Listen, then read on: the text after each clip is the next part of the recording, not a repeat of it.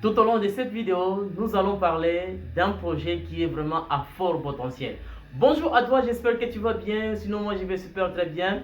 Comme je t'ai parlé, aujourd'hui je vais te présenter un projet peut-être que tu ne connais pas ou bien tu connais déjà ce projet.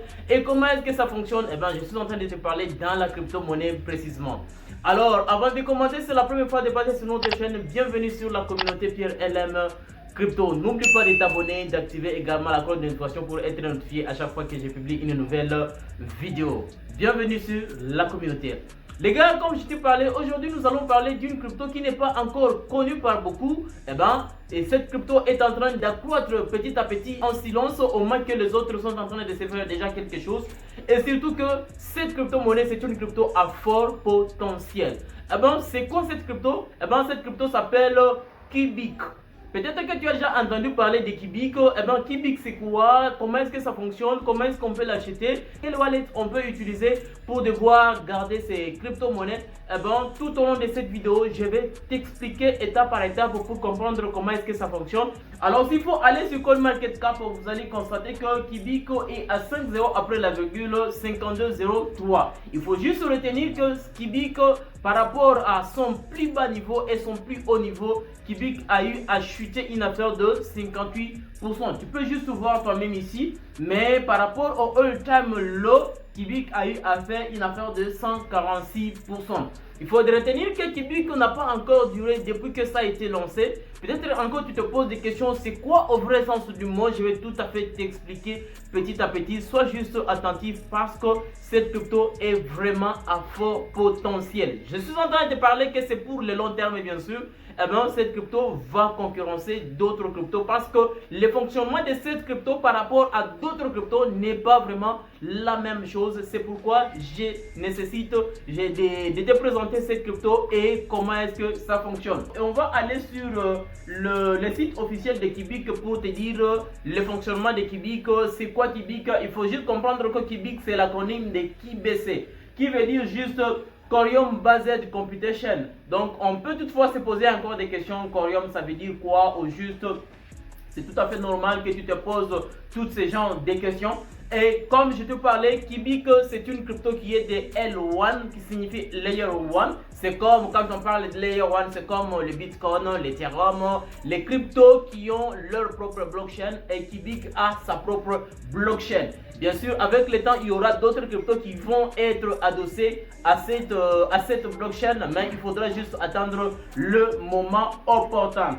Alors, comme je te parlais ici, il y a une affaire de 451 ordinateurs qui sont considérés comme des Corium, qui sont là pour permettre à ce que les transactions, quand on fait des transactions sur cette blockchain, ça soit vérifié pour qu'on puisse reconnaître que cette adresse, c'est une adresse qui est vraiment reconnue et que la transaction puisse se passer. Et c'est un peu d'éviter qu'il n'y ait pas des adresses qui ne sont pas valables. Donc, les Corium sont là pour nous aider à faire des calculs lorsqu'on effectue des différentes transactions sur cette blockchain. C'est ça même l'utilité des Corium ici.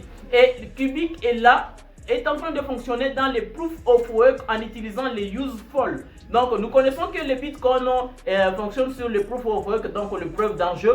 Mais ici avec Kibik, il y a le preuve d'enjeu associé à l'intelligence artificielle. Et cette intelligence artificielle est en train de fonctionner dans le sens, ce n'est pas comme les autres cryptos basés sur l'intelligence artificielle où il y a des données déjà ajoutées et que ça puisse fonctionner par après. Mais ici avec Kibik, c'est évolutif. Donc aussi, Kibik est en train de fonctionner. Avec le temps, ça continue toujours de fonctionner. En même temps, ça s'apprend au fur et à mesure. Alors, imaginons avec le temps, qu'est-ce que ça va donner avec...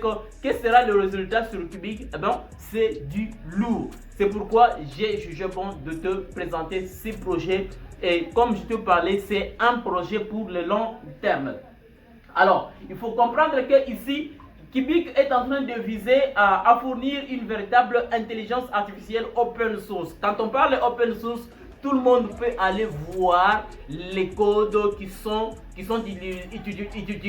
utilisés sur cette blockchain de manière à ce qu'on puisse comprendre comment est-ce que ça fonctionne, est-ce qu'il y a de la réalité, il y a de la fraude, il y a de l'arnaque, ainsi de suite. C'est ça même l'utilité de ce que nous sommes en train d'appeler de l'open source, avec un contrat intelligent qui est unique par rapport à d'autres crypto-monnaie, donc avec un mécanisme de combustion est lancé via une introduction en bourse avec possibilité de revenus passifs, parce que quand il y a des transactions au fur et à mesure, eh ben, on peut avoir la possibilité de gagner un tout petit et quand on brûle au fur et à mesure les jetons, ceux qui détiennent cette crypto commenceront à avoir un peu de revenus passifs au fur et à mesure. Peut-être encore tu te poses encore des questions, comment combien se trouve combien est le total supply sur le marché. Eh ben, il faut juste retenir que nous sommes à 97 trillions de jetons qui sont sur le marché. Donc, si je me trompe pas, millions, milliards, trillions, 97 trillions qui sont sur le marché. Avec l'adresse active qui est à une affaire de 472 579. On peut voir le prix qui est tout juste ici. La capitalisation boursière qui est à 509 milliards, millions 417 679 dollars. C'est ça qui est en train de se passer pour le moment en rapport avec cette crypto-monnaie qu'on appelle Kibik. Alors, en rapport avec la communauté, par exemple sur Twitter, il faut juste retenir que nous sommes à 64 000 followers sur cette crypto, sur les comptes Twitter de Kibik. Alors, les gars, ce que je suis en train de vous parler, ce n'est pas un jeu, ce n'est pas une crypto qu'il faut négliger, mais par contre, moi, ce que je pourrais vous dire, c'est une crypto qu'il faut mettre vraiment de l'œil, surveiller de près. Et pourquoi pas si tu as la possibilité d'acheter au fur et à mesure. Alors, il faut retenir que depuis le lancement de cette crypto, eh ben, il y avait des complications pour détenir cette crypto-monnaie. Comme je t'ai parlé, c'est une nouvelle blockchain. Ce n'est pas comme les autres crypto-monnaies qu'on peut aller les sauvegarder, par exemple sur Trust Wallet, sur Metamask, sur Safepal, sur d'autres wallets que vous connaissez. Ce n'était pas comme ça. Même sur les autres échangeurs, ce n'était pas comme ça. Eh ben, on avait juste la possibilité d'aller acheter cette crypto-monnaie, par exemple sur Safetrade, sur Trade Ogre. Tu peux juste voir Safetrade et Trade Ogre. C'était les échangeurs où on avait la possibilité d'acheter cette crypto-monnaie en utilisant les USDT et d'autres, par exemple sur Safetrade en utilisant les BTC. Mais juste dernièrement, on a la possibilité d'acheter cette crypto-monnaie en allant sur Get.io. C'est déjà une bonne nouvelle pour cette crypto-monnaie. Parce que nous savons qu'avec Get.io, on a la possibilité de l'acheter avec une certaine confiance, dans le sens de dire que avec le temps ça peut évoluer, on aura toujours d'autres échangeurs qui viendront ajouter cette crypto-monnaie pour qu'on puisse l'acheter et ne pas avoir des complications par après. Donc, il faut juste avoir un compte sur Get.io déjà créé et garder ses USDT et commencer à acheter par exemple sur Get.io. Tu peux l'acheter pour le moment, c'est Get.io qui est en priorité, qui est en première position. Donc, je ne peux pas te montrer comment est-ce qu'on achète sur l'échangeur, sur Get.io. Eh ben, nous savons que c'est une plateforme centralisée. Ça peut marcher, ça peut aller négativement, n'importe comment pour être à l'aise. On désire toujours utiliser des plateformes qui ne sont pas centralisées. Donc, utiliser par exemple des plateformes comme des wallets comme de Trust Wallet, des Metamask, ainsi de suite. Mais pour le moment, Kibik, on n'a pas cette possibilité de l'acheter à partir des Metamask, des Trust Wallet et autres wallets que vous connaissez. Maintenant, comment est-ce qu'on peut acheter cette crypto-monnaie connaissant que on peut éviter le risque de perdre ses jetons en utilisant les plateformes centralisées. Comme j'ai toujours dit, il est toujours important de ne pas garder ces crypto-monnaies sur des plateformes centralisées. Alors, une plateforme qui peut nous faciliter à ce qu'on puisse être à l'aise, c'est quel wallet qu'on va utiliser. Bien évidemment, les gars, pour utiliser un wallet, le plus important est d'utiliser un wallet approprié de Kibik. Alors, quel wallet qu'on va utiliser? Il y a 3 wallets qu'on peut utiliser. Ici, il y a les portefeuilles web, il y a les portefeuilles bureau, il y a les portefeuilles mobile, il y a l'extension des navigateurs. Je sais que nous avons nos téléphones, donc on va probablement choisir d'utiliser les mobiles.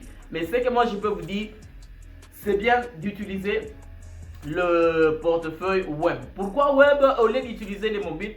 Parce que si vous choisissez le mobile, il y a trop d'instructions qu'on va vous demander de taper pour que votre wallet soit installé, et du coup ça peut vous compliquer et vous risquerez peut-être de perdre vos jetons. C'est pourquoi moi je vous propose d'utiliser les portefeuilles web. Et c'est les portefeuilles, moi, ici, que j'utilise.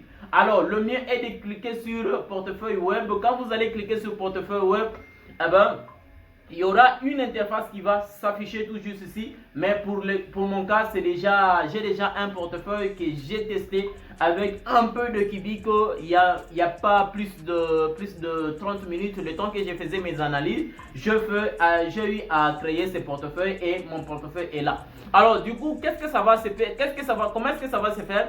Dès que vous allez cliquer sur ça, vous allez avoir une interface qui va s'afficher, qui va vous demander de taper les noms de votre portefeuille. Vous allez taper votre nom de portefeuille. Je vais vous afficher les différentes images. Vous allez directement comprendre. Vous allez cliquer sur créer après avoir ajouté votre nom de compte. Vous allez cliquer sur créer. Après avoir cliqué sur créer, on va vous demander de copier une affaire de 55 lettres au minuscule. Donc ces 55 lettres sont des 6 de phrases que vous allez garder jalousement et ne pas perdre. Après avoir regardé ces phrases, eh ben, on va aussi te montrer l'adresse de Tekibik. Donc l'adresse de réception. Envoie des cryptos, par exemple des GetU vers ces portefeuilles. Eh ben, tu vas aussi garder, ça dépendra de toi. Si tu ne veux pas, tu peux ou ne pas garder, ce n'est pas un problème. Et par après, on va te demander, dès que tu as ces informations, on va te demander de taper ton mot de passe. Tu tapes ton mot de passe et après avoir tapé ton mot de passe, on va te demander de télécharger un fichier. Ce fichier que vous allez télécharger, ça prendra les noms de votre compte. Vous devrez garder jalousement. Je dis bien garder ça jalousement parce que à chaque fois que vous vous connectez à votre compte, on va vous demander de taper votre mot de passe. On va vous demander de télécharger ces fichiers là. Et quand vous allez télécharger ces fichiers, c'est pour comparer les codes que vous aviez tapé, les mots de passe ainsi que les informations se trouvant dans un fichier qui est déjà crypté. Et après avoir télécharger ce fichier, on va te demander pour la confirmation de télécharger ce fichier et taper les mots de passe pour vérifier si tu ne t'es pas trompé. Et par après, tu auras un portefeuille qui aura une représentation pareille. Bien sûr, les gars, ne t'inquiète pas, même si moi je suis en train de parler sur ordinateur, même si c'est sur téléphone, c'est la même chose.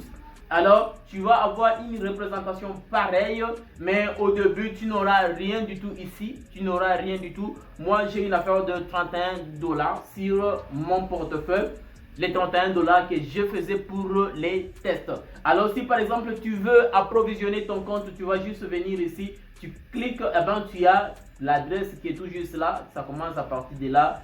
Tu le copies ou bien tu peux juste scanner le QR code qui est tout juste ici. Mais attention, quand tu vas scanner, au moment que tu veux transférer tes jetons, au moment que tu vas scanner, il y aura même des HTTPS, machin, tout ça. Eh ben, tu vas juste vérifier là où ça commence avec l'adresse qui est tout juste ici, l'adresse de réception.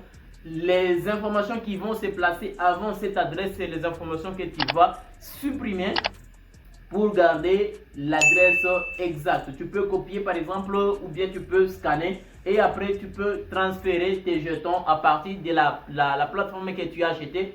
Tel qu'ici, les informations que tu es en train de voir, ce sont des informations que je les ai fait à partir de mon Get.io parce que moi je n'ai pas utilisé Safetrade, je n'ai pas utilisé Trade Upgrade, non, je n'ai pas utilisé ça. Et si par exemple tu désires par exemple retirer tes Kibik par exemple vers Get.io, qu'est-ce que tu vas faire? Tu viens tout juste ici, tu tapes sur l'information que je viens de te montrer, tu viens tout juste ici, tu vas dans ton compte de Get.io, tu recopies l'adresse de réception de ton Kibik et tu viens coller tout juste ici, tu mets les montants des jetons et après tu vas juste envoyer tes Kibik pour qu'on puisse les envoyer. Mais avant tout ici, tu vois ici on te dit charger les fichiers wallet. C'est le fichier que je t'ai dit, le fichier lors de la création de ton compte. C'est pourquoi je t'ai dit, c'est un fichier qu'il faut garder jalousement. Je te parle que Kibik, c'est une crypto qu'il faut envisager pour le long terme. Et pour le long terme, ça va durer et c'est risquant que tu puisses perdre ce fichier. C'est pourquoi il est important de garder ce fichier. Donc, tu vois ici, paiement, c'est la même procédure comme je venais de te montrer ici. Tu as ici les soldes les différentes transactions parce que moi j'ai fait 2 tests pour voir comment est-ce que ça fonctionne. J'ai fait mes tests aujourd'hui même, c'était vers 14 h. Tu peux voir l'information tout juste ici. Il y a des actifs, pour le moment ce n'est pas encore, il n'y a pas d'autres actifs qui sont ajoutés sur cette blockchain. Il n'y a que Cubic. Ici il y a les informations des votes qu'on n'a pas encore, des votes. Il y a les IPO, il n'y a pas encore pour le moment paramètres, ainsi de suite. Mais la version ici c'est la version encore 4. Donc il y a des informations. Je peux par exemple me déconnecter en allant ici, me déconnecter, tout ça. C'est comme ça un peu ça fonctionne en rapport avec ces portefeuilles. Eh ben, si tu as des questions, n'hésite pas de me laisser en commentaire. Je vais toujours t'assister pour te guider comment est-ce qu'il faut le faire. Et pour ceux qui désirent approfondir leurs connaissances en matière crypto, trading, eh ben, j'ai la formation qui est en cours. Eh ben, il suffit seulement de cliquer sur le premier lien se trouvant dans la description de la vidéo pour me contacter et avoir plus. Les gars, si le contenu de cette vidéo t'a plu, n'oublie pas de nous lâcher un gros pouce bleu, de t'abonner si ce n'est pas encore fait. Alors, on se retrouve prochainement pour une prochaine vidéo.